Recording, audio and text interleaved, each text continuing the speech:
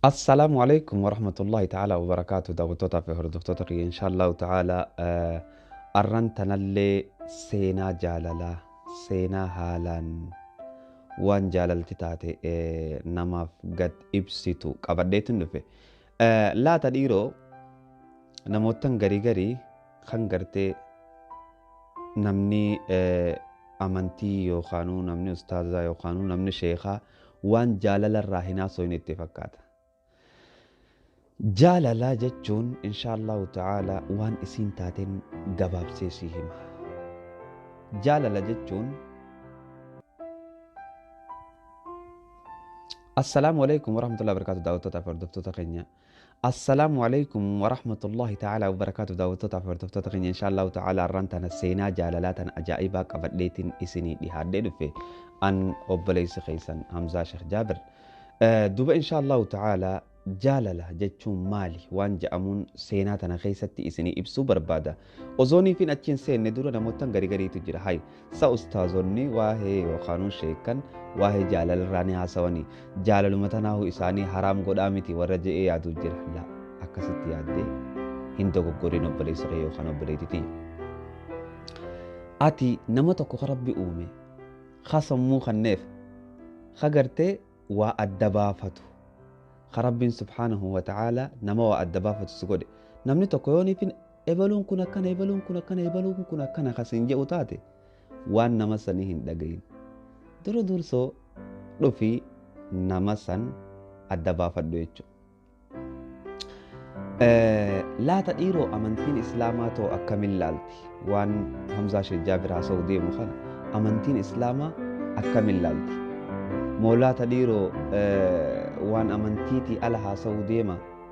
Yaa wanni kun taarika tokko kan ta'e taarika gartee dhugaadhaan barreeffamee hojjetamee dalagame jechuudha. San duratti Rabbi subhaanahu wa ta'ala waa'ee jaalalaa kana hoggaa dubbatu kana ja'a. ومن الناس من يتخذ من دون الله أندادا ومن الناس المنما خنرا غرتاجي قرآن خيستي من يتخذ نما قلتو من دون الله ربي ألتي أندادا شريكة. الله أكبر.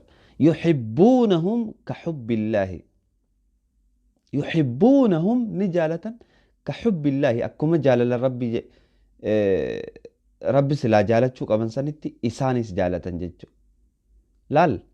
ومن الناس قريء المنا مرة نجرة من يتخذ نمني قلتو من دون الله ربي ألت أندادا شريكة. ربي في شريكة قلن يحبونهم كحب الله أكوار ربي تي شريكة سنجالة ججو. والذين آمنوا والروان أمو ربي إسانتي آمنا أشد حبا لله.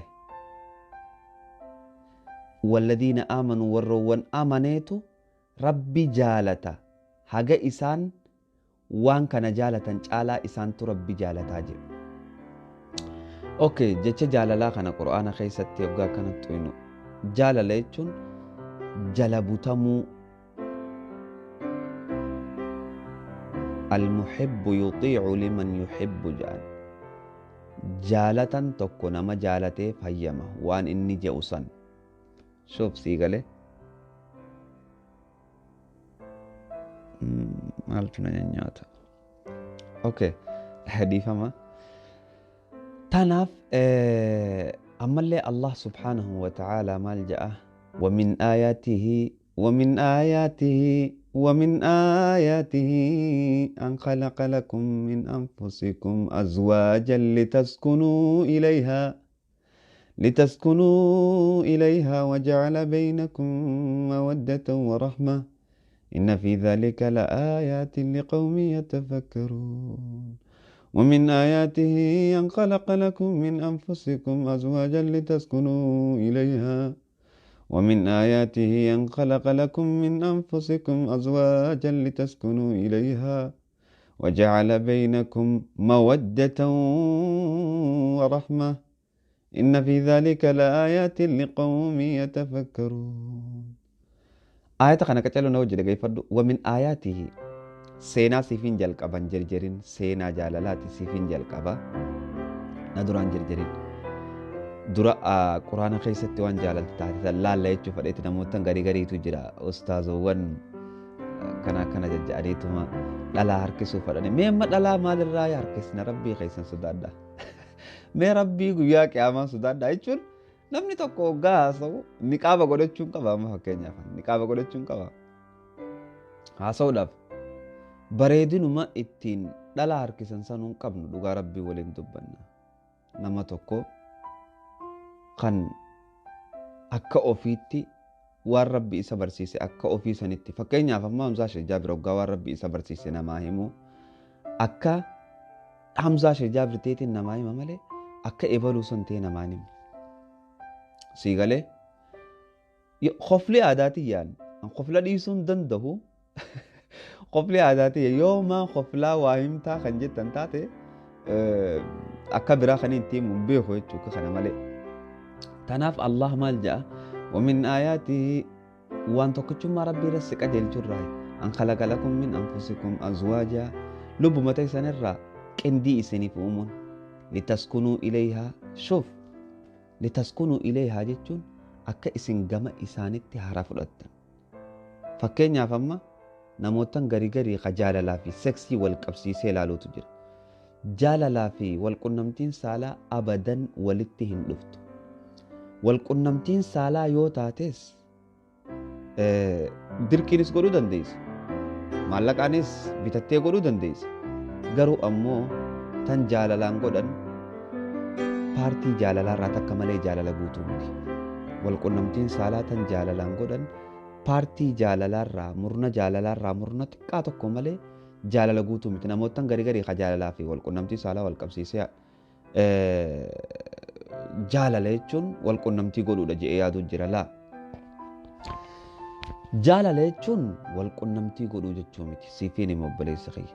Rabbiin maal jedhe wamin aayaatihi waan tokkichummaa rabbiitti nama qajeelchaa irraa an khalaqa lakum isiniif uumuun min anfusikum lubbuma ta'isaniirraa azwaajan qindii litaskunuu ilayhaa akka gama isitti haara fudhattan akka isinis gama keessanitti haara fudhattu. Litaskunuu ilayhaa jechuun akka raahaa waliif fudhattan taakka akka hoggaa alaa galte nama yaadatti baafattu akka hoggaa alaa galte nama nyaata sii godhu nama si gargaaru nama gartee waa hunda keessa si gargaaru jechuudha. Sukuuna jechuun ziqii tatti argatta. Waja'ala amma booda fida jaalala jechuudha. Waja'ala kan godhe beeynakum isin jidduutti mawaddatan waddishaallo wuddee hin jaani wuddee maaree waliin hin jaani wuddiin kun achirraa fuudhamee beekta. Mawaddatan jaalala mawaddatan jechuun madda jaalalaa. Waja'ala beeynakum mawaddatan jaalalaa fi rahmata walii godhuu. Inna fi dhaalika la aayaatin liqawmin yatafakkaruun. Akkasin rabbiin isinii uumuu kana keessa waan tokkichummaa rabbii irra nama qajeelchitu jira warra fikraa godhee gallallaaluuf jechuudha. Okay, eegaa hagana dubbanne booda jaalaltii amantiin islaamaa akkamitti kalaaltu sii galee jira. Jaalala jechuun waan gartee waa lama jidduu jira. Haadhaa fi ilmoo jidduu jira. Abbaa fi ilmoo jidduu jira. Bineensaa fi nama jidduu jira. Bineensaa fi bineensa jidduu jira. Sii galee akkuma lukkuu jidduus jirutti lukkuun amma hoggaanee fi qillee isii irra teessee baatii hanga taate irraanfadhee jira dhiifama. Irra teessee eega bante booda qot jettee yaamti. Isii yaamuun san rahmataa fi jaalalaa beeka. Duba seenaan irraa dubbachuu deemnu ton isinitti illee dheereessa gadhiifama. Amma gama seenaa jaalalaa taarikaan barreeffamtee takkatti seenna. Kumaar gurbaa ja'aniin tokkotu jiraachuu ture. Kumaar kun dhalootaan biyya Hindiiti. Seenaa tana iddoon isii irraa dubbisee liinkii diiskiripshina jalaan isinii kaayaa seentanii dubbisuu dandeessan. Seenaa dhugaati jechuudha. Seenaa dhugaa irratti murtoofti. Kumaar gurbaan ja'amu kun bara 1949 dhalate. Gosti inni irraa dhalate biyya Hindii keessatti gosa gartee biyya Hindii tana keessatti uffatamtu. tan gartee irra guddaan isaanii tuffatan tanarraa dhalate jechuudha. Ammallee gartee barnoota barachuu ture Kumaar Gurbaan jedhaniin kun kanuma gartee amma footoo isaan achi agartan kana barnoota barachuu ture. Barnoota kanatti hedduu cimaadha. Barnoota kana beekumsa waa fakkii kaasuutii qabaa. Beekumsa kana dabalachuuf jedhee barnoota hoggaanii fi itti fufuu barbaadu barnoonni isaa bakka hin geenyeef waan horii hin qabneef jechuudha. Duuba gurbaan Kumaar jedhamu kun bara 1970 takka eega gartee barnoota kana itti fufuu dadhabe iddoo tam deeme Delhi Hindii keessa biyya Delhi jedhamtu deeme. Biyya tana keessatti barnoota firii kan kennamuutu jira. Barnoota firii kana barbaadachuuf deemee jechuudha. Barnoota firii kana hoggaa barbaadachuuf deemu jechuun namni hoggaa barnoota firii kana baratu biyya Hindii san keessatti bakka buluu fi waan nyaatuu fi kana qabaachuu qaba. Gurbaan Kumaar jedhaniin kun waan nyaatus hin qabu, waan dhugus hin qabu. Akkanuma lafaa ka'ee deeme. Shoof baaskileeta tokko qabaa. Baaskila jechuun baaskileeta tokko qaba. Baaskila kanaan deemee biyya Dilliidhaa akkasitti dhaqe jechuudha. Duuba gartee hoggaa mana barumsaa kana dhaqu iddoo namni itti walitti qabamu tana deemeetii uummata mootummaa kana gaafate piliis aniin kun biyya Hindii gandaa kanarraa hin dhufe waan hin nyaadhu hin qabu. Tanaafuu osoo hayyama naa gootanii bakka tana taa'eetiin waan namni hambisees nyaachaa barnoota hayya kanaas baradhaa jedheen. Ookee jaanii ni hayyamaniif iddoo akka gartee bakka namni itti walitti qabamu bakka itti geejjibarraa yaabbatanii kana deemee maal godha? Fakkii namaa kana dhaabbadhu jeetuma fakkii si kaasee waan callaa takka ta'e wayiin bitatu sirraa fudhataa jechuudha. Duba gartee osumanni akkasi jiru intala inni jaalachuu taa'u takka osoonii fi inni baadiyyaa isaanirraa deemee Dilli hin dhufin biyya Hindii ta'a Delhi jedhamtu tanan dhufin seenaa tana keessa bakka lama jira. Bakki takka haadhaatu bakka fala itti ilaalan. Fala jechuun ni beektan waan fuulduraa nama garii kan khuraafaata kijibee jechuudha. Wanni akkasii amantii Islaamaa keessatti dhorkaadha. Bakka itti fala laallatan dhaqanii haati isaa yookaan abbaan isaa jechuudha. Bakka takkatti haadhaan laaleef ja'a, bakka takkatti abbaan laaleef ja'a. Bakka falaa tana dhaqaniiti naziiba isaa kana laalanii hoggaa laaluu maal je'een namichi fala laalu kuni intala takka tan gartee intala qabeenya qabdu tujjaaraa tan biyya faranjiirraa dhuftu tanaa wajji jireenyi kee walii ida'amuu teessaa je'een tan gartee huluulloo afuufuu beeytu. Huluulloo jechuun huluulloo ni beeytan gaata akkana qabanii akkasitti afuufan san akkamisa akkana jaanii ta'a afuufan san isii tana afuufuu beeytii je'een duba gartee ammallee wanni isiin itti beekamtu je'een wanni isiin itti beekamtu tan biraa lafa ooyiruu qabdii je'een namichi fala laalu san jechuudha. Ookee gurbaan kun gaa amma eega Dilli dhaqe booda guyyaa guyyoowwan irraa ta'e tokko intalti takka dhufte jechuudha. Bara 1975 bara 1975 Shaarloot intalti jedhamtu takka dhufte. Eessaa dhufti? Biyya Ingilaand irraa dhufte. Isiin biyya Ingilaand yookaanuu achirraa jiraattu achi osoo hin tahin barnoota isii achii fixxeetiti mee gartee barnoota isii achii fixxeetiti mee gartee ani bashannanaaf biyya Hindii tana deemuun qabaa jettee biyya Hindii tana Dillee bakka jedhaniin tana dhufte. Hoggaa dhuftuu bara 1975 akkumaan isiniin je'etti eega inni biyya dillee tana amata 4 taa'e booda dhufte jechuudha barnoota isaa oofachaa jiru amata 4 eeganni taa'e booda biyya tana dhufte guyyaa kam dhufte Diisambar guyyaa 17 dhufte Diisambar guyyaa 17 dhufte akkuma tasaa wal harkanii footoo na kaasii jetteen harkan footoo kaasanni footoo na kaasee hoggaa jettuuni akkuma ammaa asirra gartu kana footoo kaasuu eegalee gurbaan kuni qoqoflaa footoo kaasa gammadaa maaliif nama biyya alarraa dhufee maal jedhee osuma footoo kaasaa jiru gaafii wal gaafatan jidduudhaan akkana osoo ji'uu gaafii takka osuma gaafachaa jiru maal jedheeni amma yeroon nan deemu geesse please bor walitti deebinee footoo tee tana sii fixuun hin danda'a jeen okay ja'aniiti adda bahan eega adda bahan amma gaa mana galee yaaduu eegale kanuma bee taariika dhugaati beeki garuu filmii hindi fakkaata filmii hindi wooma kanarraa dalaganii jechuudha galgala yaadaa bulee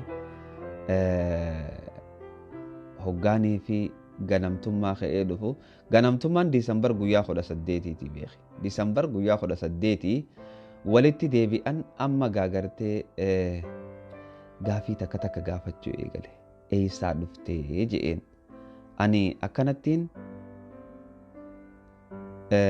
biyya Ingiliz cinaa takkaa hin dhufeettiin inni gartee Iswiidin tana ni beekan seene Iswiidin irraa hin dhufe jechuurraa maaliif jennaan gaafa san keessatti bara 1975 keessatti namoota biyya adda addaa jiran Iswiidin kana hin beekan Ingilizii fi biyyoota akkanaa malee jechuudha. Yeroo kana nin beeka je'een eeysa jennaan Iswiidinii jetteen. Waaw naannawa isii hundaniin beekaa je'een dubachuu qofaa miti naannawa biyya sanii hundaniin beekaa bikka bareeddurraa dhuftee je'een. Okay, gaafis gaafachuun hin danda'a jennee.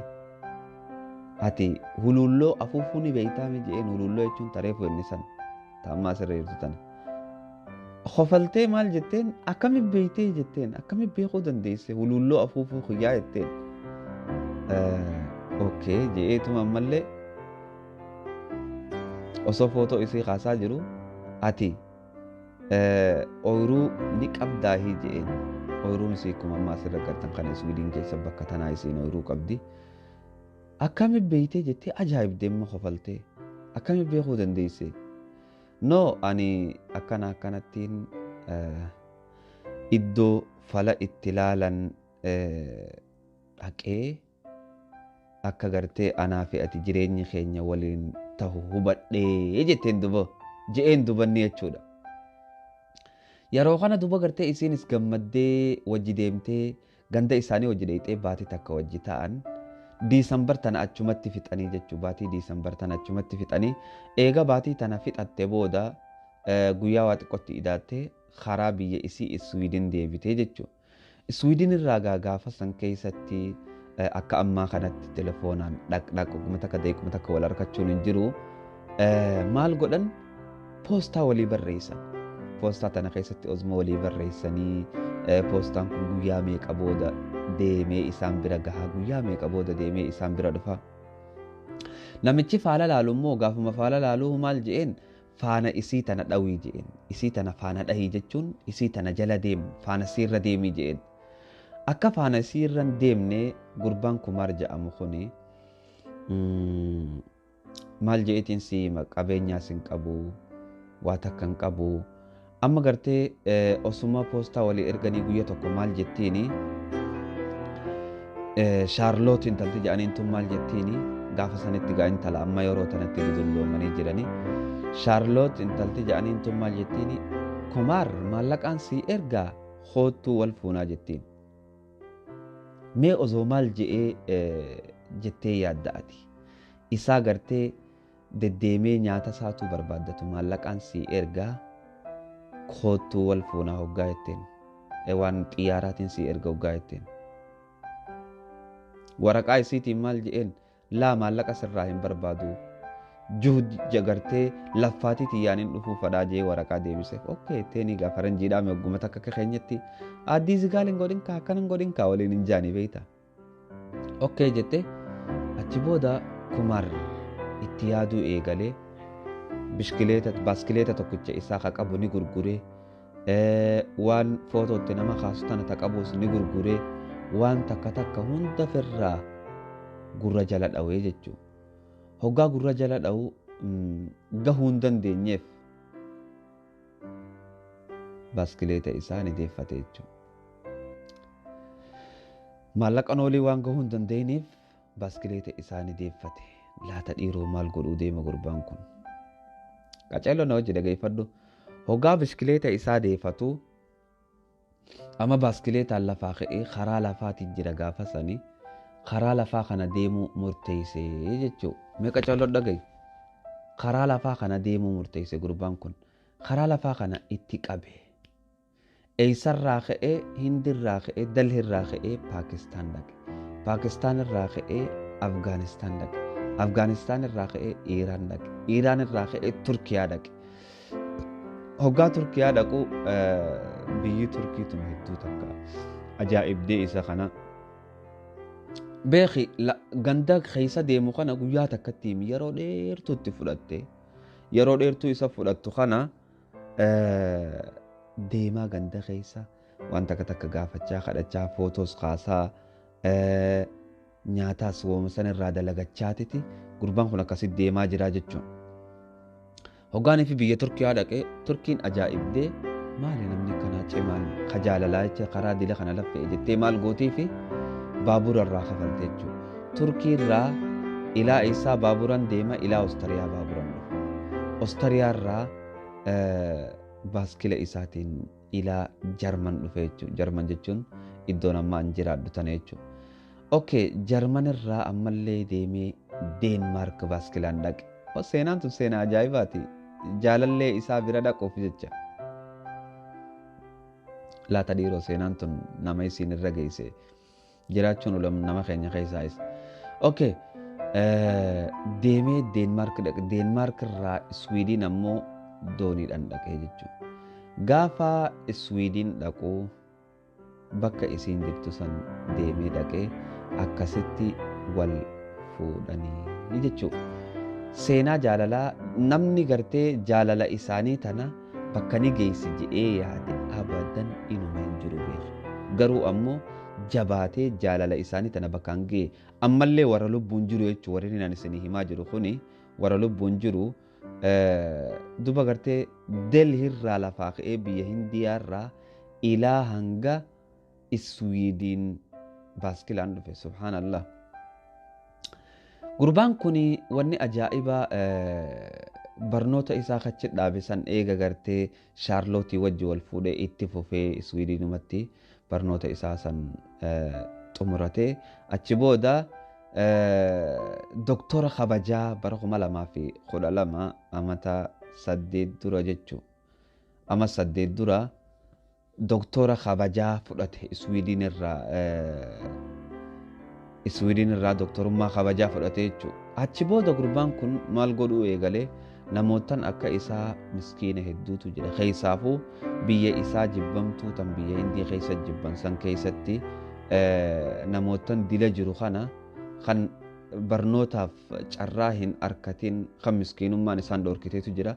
Maal godhuu eegalee free scholarship godhuu eegalee jechuudha. Free scholarship ummata kanaaf godhuu eegale laata dhiiroo jaalala hoggaa jennu jaalalti tun bakka guddoo nama biraa qabaachuu qabdi. Jaalala hoggaa jennu jaalalti tun kabajaa nama biraa qabaachuu qabdi. Jaalala hoggaa jennu waa hedduuf keessaa qabdi. Waliif yaaduu, waliif yaaddawuu, yoonii fi ati hiraarte si wajji hiraaruu, yoonii fi ati gammadde si wajji gammaduu. Mee jaalala gabaabsee yooniin si hime jaalala jechuun namni horii qabu horii loon jechuu yookaan re'ee hoggaanii fi warra baadiyyaatti tana beeka hoggaanii fi horiin bobbaa galee bobbaa hoggaa jennu yeroo gaara oolee dheeda oolee horiin kun toora afaan galgalaa asriin dhiyaate kana gala toora asrii boodaa kan maghribiin dhiyaate kana gala hoggaanii fi achirraa re'eettiin marratte maa jettee marratte hoggaa takka sa'aan achirraa marrate ilmoon re'eetun akkana fiigaa afaan dheeyxi haadha tana afaan dheeyxi shuuf ilmoon re'eetun wanni akkasi fiidee haadha dheeyxuuf maali jaalalaa isii keessa jira ilmoon looniitu wanni akkasi fiidee haadha barbaaddee itti dheeyxuuf maali ni jaalatti haadha beeyti jechuudha jaalala jechuun tan bineensaa fi bineensa wal beeksiftu jechuudha hattaa nama dhiisii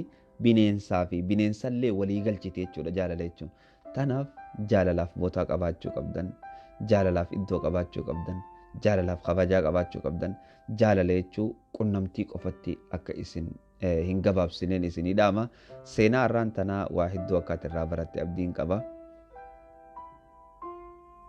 laayik tuqoon dagatin akkuma seentetti laayik tuqoon dagatin galatoo